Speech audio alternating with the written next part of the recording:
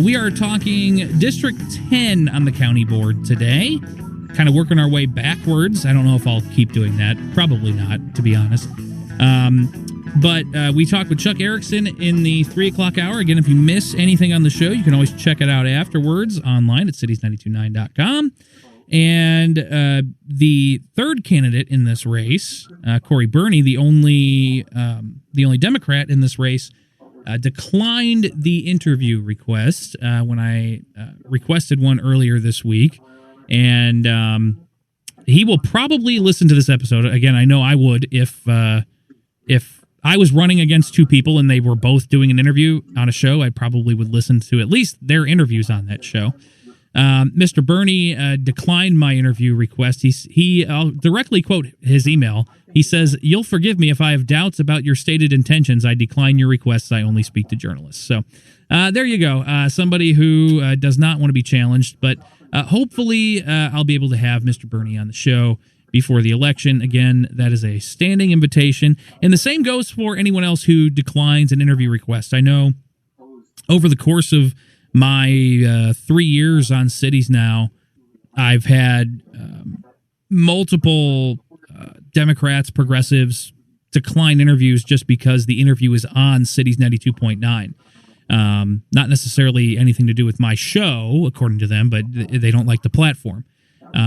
But I encourage those folks to talk to some of the Democrats who have decided to come on the show, and I think they'll hear that they've been treated fairly from time to time. So we'll see what happens. We'll try to get as many candidates on the show as possible. But right now we've got our second candidate of the day, again, running for County Board District 10. His name is Ross Webb, a political newcomer. Ross, welcome to the show. Thank you so much, Steve. And I just want to say, first off, I appreciate very much your invitation to come on the show.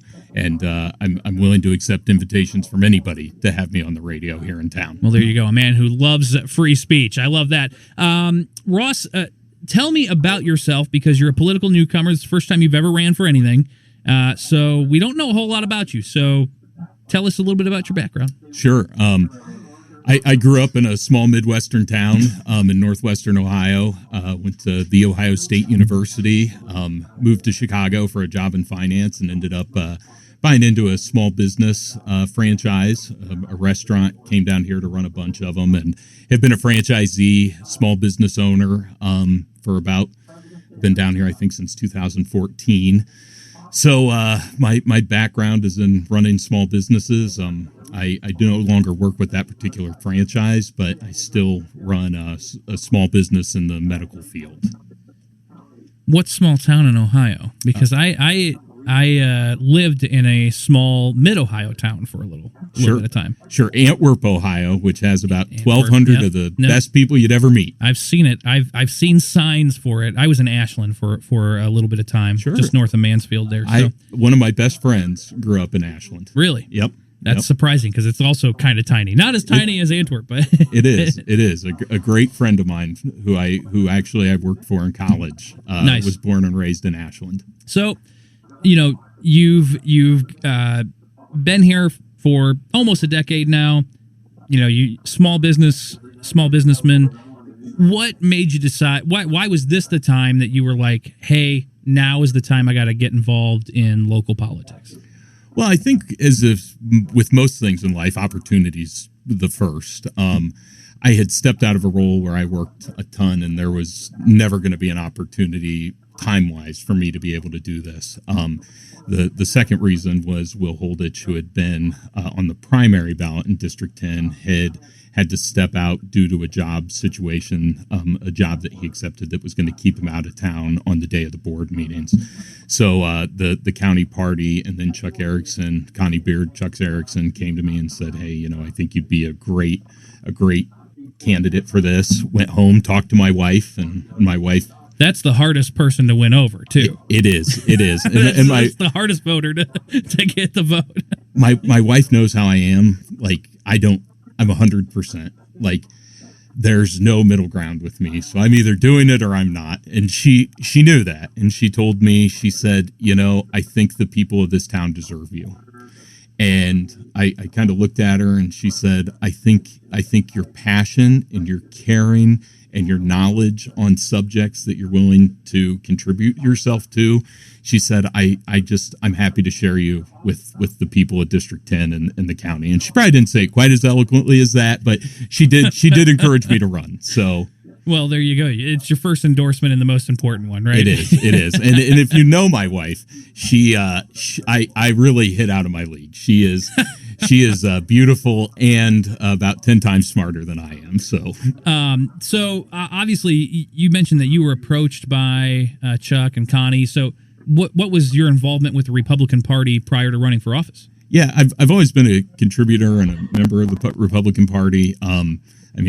I grew up a Republican. My grandfather was involved in the city council back where I was from in Ohio. Sure.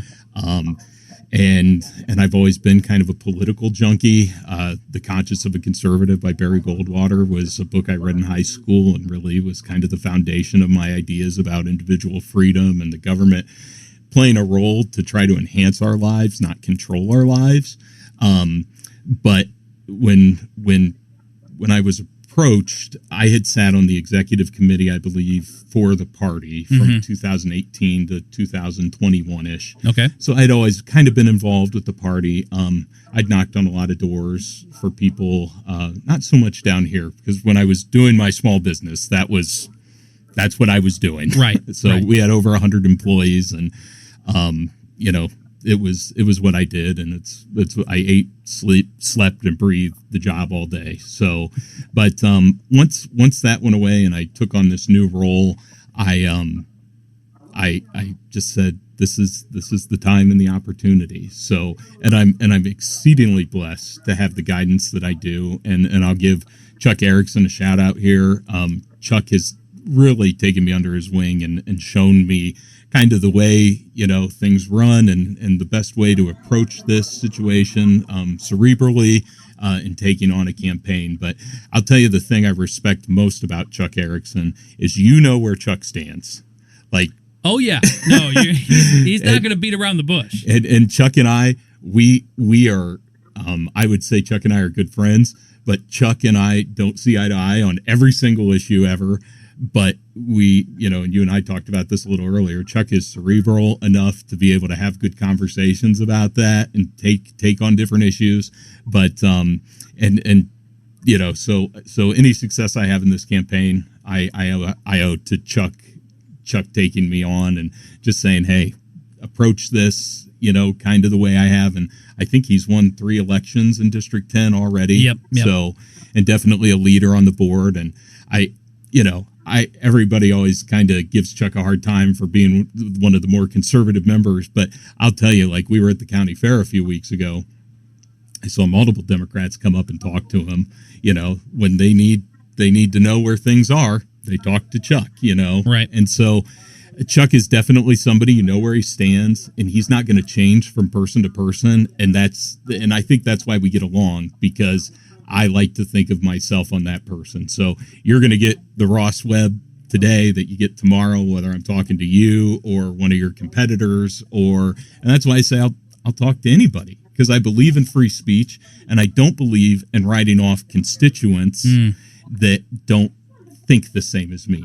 So that doesn't mean that I'm going to agree and do everything that, maybe somebody on the other side of the political aisle says.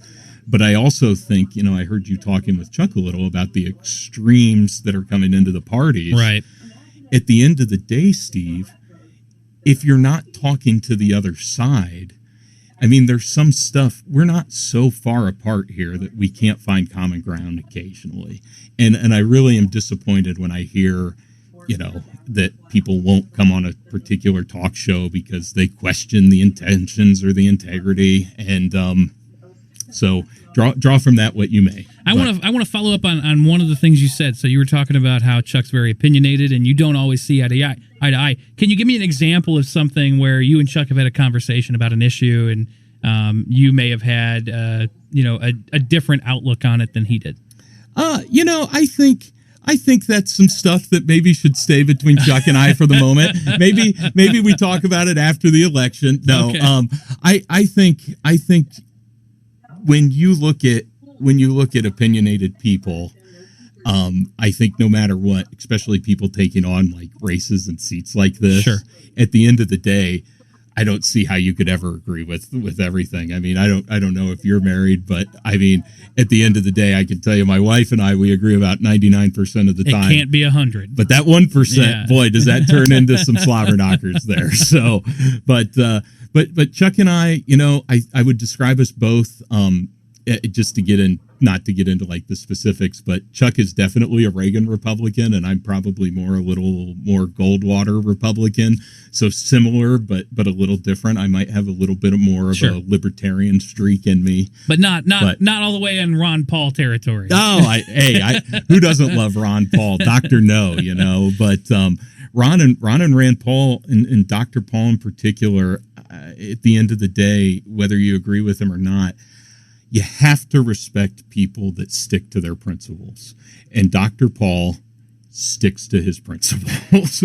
Right, wrong, or indifferent, sticks to his principles. And yeah, I can still remember, I think it was the 2012 presidential primary, maybe, where he was up on the stage, and it was a Republican debate, and the moderator asked Ron Paul, so Mr. Paul, are you in favor of legalizing cocaine? And he just asked the entire audience, who in this room would do cocaine if it was legal right now? And no one raised their hand, and he said, looks like we don't need a law. So it was, he was the only Republican who would ever do something like that. But yeah, I agree with you. Somebody who sticks to their principles is good. Ross Webb, he's running for McLean County Board District 10. Ross, before I get into some of the issues that I want to talk about, what are the top things on your platform? What do you want to accomplish on the county board if you get elected? 100%. I want to make sure that this stays a oasis for business friendliness in this state. When you look at when you're trying to make the decision of should I vote Republican or not, coming up on the county board, and remember, folks, because of the redistricting this time, you get to vote for two. So in District 10, make sure you click for Chuck and Ross Webb, vote for both of us. But this town has been an oasis for small business, and when you look at that, you say, how did this come together? And without a doubt, I think it's been the strong leadership of our county board and the Republican principles that they've applied, and really made some tough decisions, whether it be COVID, whether it be, I heard you and Chuck talking about incentives for businesses coming in. But at the end of the day, being friendly to small business, and medium-sized businesses, large businesses, whatever we can do to attract those job providers. A working populace is a populace that's going to feel okay and going to feel good. Number two is transparency in government.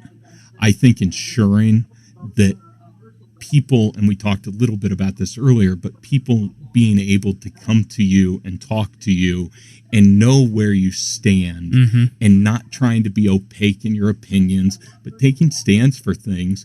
And I think constituents respect that. I think constituents, whether they agree with you or not, respect when you can say, this is how I feel, instead of going to one room and saying something and going to another room and saying something else. And I think in local government, state government, federal government, doesn't really matter where you are, but that transparency and being honest with the people coming out and voting for you is such a huge factor. And then the third thing is the security and safety of the people in our community, making sure that the roads we drive on, that we have a good police force that's well funded, making sure that safety and security is funded properly while trying to maintain the level of taxes that we have. It's certainly not bumping it up, but again, that comes to transparency and making sure that every penny we have and making sure that is being advocated for by me on behalf of the taxpayer. It's Ross Webb. He's running for McLean County Board District 10. Ross, I want to touch on a few of those things.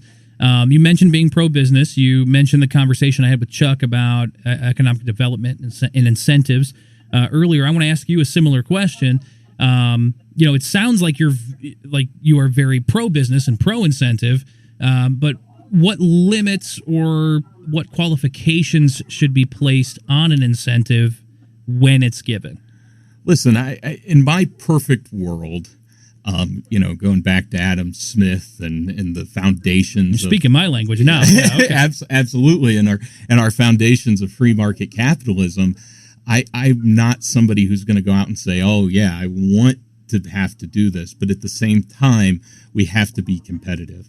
I don't want to see us trying to attract businesses that are going to take away from the pie that's already here. So I know I heard Chuck talk about Portillo's. I would have never voted for something like that. I was a small business owner in that space. I funded my competition coming into this town. Right. The pie of people, when you look at a chart, let's say there was a $10 million pie of restaurant, people going out to eat. That pie didn't grow because of that incentive. That pie just got split again, and every other small business owner in the restaurant business funded that pie being taken from them. So I try to look at it on a case-by-case basis. But when we're battling other counties in the state for jobs here that are in manufacturing or, different commercial aspects, I don't have a nearly as much of an issue as I do in that case. What I will say in talking about being a steward for the taxpayer and an advocate for the taxpayer is I want to make sure that any incentives go to bringing jobs to McLean County and not anything else. I mean, that is the number one biggest thing. But when we're going to bat against, a county in Wisconsin or a county in Alabama or wherever it is, we have to be competitive. And part of that is, of course, the tax environment that Illinois has created for businesses. So unfortunately, when you're looking at bringing people to this town, already at a disadvantage. Exactly. Because state taxes are so high. Exactly. Sometimes you've got to go out to do that. Now, again, is this my ideal situation? Absolutely not. But if it's what the constituents of this county are pushing for and people need jobs, and frankly, I think Rivian's turned out pretty well. I don't know the exact numbers, but I know when Mitsubishi was there, I was told the maximum number of employees they had was 2,800, and now it's flirting with 5,500 to 6,000. The number one issue when you talk to small business owners in this town right now is finding people to work. Mm-hmm.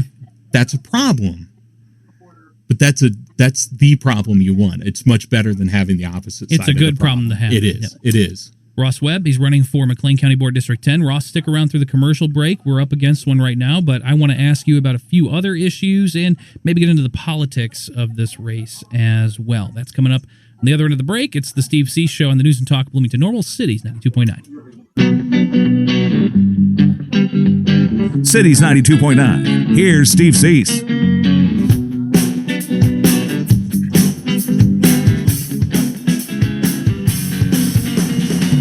Cities 92.9, the News and Talk of Bloomington Normal, continuing our conversation with Ross Webb. He's running for McLean County Board District 10. Missed our interview with Chuck Erickson, who's also running for District 10. You can check that out on the podcast online after the show, cities929.com. Just click on the podcast link and then click on the Steve Cease Show. Ross, we talked a lot about being pro-business. We talked about incentives. One of the other policies that the county board has kind of been forced upon them over the course of the last few years that really affected businesses were COVID policies. And some folks preferred kind of the heavier hand of government, closing businesses, mandating public health guidelines, wearing masks in public, mandated, and capacity limits and stuff like that. Others would have preferred that the market take care of a few of those things. I think I can predict your answer, but what should government's role during an emergency like that be? I think for the first 2 weeks of COVID, when we were all trying to get a handle on it, I don't think people were unwilling to try to listen to the government. Sure. And then as you started to see numbers come in and you saw that this wasn't, it was obviously serious. And I mean, to this day, if you think you have COVID, go out, stay home, get tested, take care of yourself, deal with your medical professional. Don't take it. Don't underwrite it, because a lot of people passed away from COVID earlier than they would have. With that being said, I also believe that individuals have the right to make their own choices. And I think, as you saw, especially in this state, I mean, we're still under a state of emergency. I mean, how many times has it been renewed? You probably know the exact number. That's at least like 30. Yeah, I mean, I was thinking 26. It's been every 30 days since March 2020. And so you say, what is the real objective behind this? Is it about keeping us safe? Is it about public health, or is it about power? Is it about politics? I don't think at this point, I don't think there should be any COVID restrictions, and I think any COVID restrictions should have been studied much harder than they were. I think the damage that has been done by people missing regular checkups to everything from, cardiac health to oral health to, cancer screenings, mammograms. You think about these things that were put off in the name of COVID restrictions, and how many people are now dealing with the consequences of that, on top of the people that I think really were taken on the most in this, and that's the students, from a population that had a very, very little chance of getting sick. And frankly, you look at somebody starting their freshman year of college this year, they missed the last 2 years of high school. And I mean, I don't know about you, but the last 2 years of my high school, my freshman year of college, I mean, those were great times to be alive. Sure. So I think when you look at COVID, I guess I'm willing to give the benefit of the doubt maybe in the beginning. I think if anything like this occurs again, I think all of us will have to take a step back and really evaluate the situation. And that's really the most damaging thing from keeping the COVID restrictions in place as long as we did. It's that you're going to have a public, the next time there's an epidemic or pandemic that comes around, you're going to have a public that's more, or I should say less willing to perhaps go nuclear with a situation of lockdowns and that type of thing. Sure. Well, because they should be. They should be more skeptical, but also the next disease could be more serious than COVID. And that's what's scary, because this was a situation where even the messaging from the beginning, 2 weeks to flatten the curve and this and that. Well, 2 weeks turns into 2 years. At that point, how do you ever go back to an electorate, to a populace, and say, hey, the next time it's just going to be, you literally, it was so politicized, you're going to have half the country that's just going to go, nope. And then what are you going to do if it is something serious? Not that lockdowns worked anyways. I mean, you had clearly states... it did. I mean, you can look at the data from state to state. Even nation to nation. Yeah. And there was very little impact on essentially shutting down the economic engine of the entire country. And again, believing that individuals have the right to govern themselves, which is a large part of who I am and who I believe the Republican Party is. I never question anyone I see, who says, oh, I don't want to shake your hand, or I use hand sanitizer, or I still wear a mask. Great. That's an individual's choice. Or, hey, I'm vaccinated, or I'm not, or whatever. Like, those are individual choices that people decided and made. And I'm fine with that. To me, that's just the logical way that these things should have been approached. And talk to me about the nursing home. This has been a political football every election cycle, and it's clearly just not ever going to be something that's probably going to break even. I mean, if we just look at it and say that's just the case it's going to be.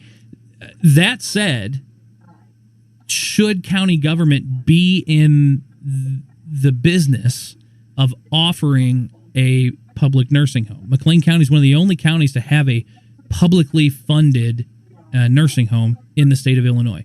Should that be a function of county government? I think ideologically you can probably guess where I stand on this. With that being said, I think historically, though, there are some things that keep it there. And I'm going to kind of punt this question. Okay. And I'm going to say, I think it's one of those things that I don't know the complete inside workings of it at this point without being involved with the county board and seeing kind of the numbers and what goes on behind the scenes.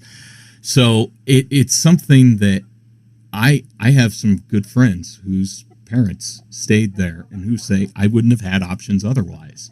I also know that when you look at it politically, I don't know if you and Chuck, I missed this part, but I mean, one of the things I think I heard you guys say is that no matter what, you're going to be branded whenever this is talked about. No, if you're the candidate who says shut down the county nursing home, all of a sudden you're hate grandma. Exactly. So I mean, at the end of the day, I think if there's a way to make it function and to make it that the taxpayers of the county can have the best opportunity they can to break even on it, okay, that's an option. If there's a private sector option that may be better, but I feel like that's something I've got to dive into. If it is something that stays long term, then we need to make sure that it's run as efficiently and as effectively as possible. One thing that Chuck and I actually didn't get to because I ran out of time with him, and I'll ask you about it, even though it's not a particularly big issue in District 10 because District 10 is almost entirely suburban/urban. But wind and solar energy has been a contentious topic on the county board. And a lot of pro-business folks say, yes, let these companies move in. It's going to be profitable for farmers because they either have to buy or lease land from the farmers to operate wind and solar energy and that type of thing. Whereas a lot of rural residents have attended meetings, and some of the rural district board members have said, well, my constituents don't want more windmills or don't want solar panels in their part of McLean County. How do you manage the property rights argument of, well, if a business wants to lease space, they should be able to do it, with the argument of the people living here don't want this to happen? Yeah, I mean, it's a tough call. And again, I think it's something that needs to be looked at a case-by-case basis. And like solar versus wind are two different things, because wind has the effects of that droning sound can bother people. And I think you start to make maybe it's not directly on my property, but there is an effect on my quality of life on my private property. So I think all these things need to be taken into effect. I also am always surprised personally that the wind issue, the environmentalists aren't more up in arms, because the amount of birds that end up being destroyed through these windmills. And I don't know if you've ever seen the stats on these. Oh, there's a lot. Bats too. Yeah. It's not as an environmentally friendly object, or as you can, as you'd like to maybe paint it to be. But again, I think it comes down to property rights. It comes down to districting and zoning. And is this an appropriate use of this property? And I think it's got to go case by case. And I think you have to listen to the people that are going to be neighbors to it. And I think the people that, the businesses that are going in, it's no different than, if I wanted to open a restaurant right next to somebody's house, they may have an objection, that I can go in and out, and what's the traffic going to be like? So I understand completely. But I think that is a situation where the pro-business side of me says absolutely, but then the civic-minded side of me says, hey, we need to make sure that we look at it from situation to situation and make sure that we make the right call for the constituents that are out there. And again, at the end of the day, sometimes you have to make that tough vote. You're not going to make everybody happy. Ross Webb, he's running for District 10 in the McLean County Board. Want to briefly talk about the politics of this race with you, Ross. I asked Chuck about Josh Barnett, because this is a really interesting district, was represented by two Republicans for a really long time, and then Josh defected to the Democratic Party just late spring, early summer. And knowing that you were part of the Republican Party leadership here in McLean County kind of puts another fold into that question. When that happened, did you take that as like an indictment of how the local party has been operating, or is it an indictment as the GOP as a whole, or is it just Josh is going to be his own guy and a unique person? I don't know if you're close with him or not. Or I don't know Josh. Okay, I don't know Josh personally. I voted for Josh, and I will tell you, I think the easiest way to answer this is, as a constituent, I felt very misled to vote for someone of one party who then, has already openly admitted in a commercial he made for J.B. Pritzker that he voted for Pritzker in 2018, now says he was a Republican until 2018. And I'll be honest, I have a hard time lining those two statements up. So I think Josh had been planning this for a long time. I think if Josh had these convictions and he felt so strongly on them, Josh should have resigned his seat and let a Republican go into that district. But that's what Josh made, and I'm sure he's a good man, and I know he's a father, and I know lots of people that know him and think he's a great guy. But with that being said, as a constituent of his, I was very disappointed in it. I think Josh, and the reason I brought up kind of him talking in that Pritzker commercial, I don't think it's an indictment on how the party's been run, because I think Josh has been of this mindset for a while now. Interesting. The Democrat running in this district, Corey Burney, again, invitation is out there if he ever decides to come in for an interview. But just judging by his social media presence, comments that he's made publicly, seems like he's part of a group of Democrats that are coming from kind of a more hyper-progressive sect of the Democratic Party. And we mentioned this earlier, extremism within the two parties, in my opinion, sort of ramped up by the primary process, because you're not, in Illinois, where we have closed primaries, you're not trying to win an election among everyone. You're trying to win an election among only your party.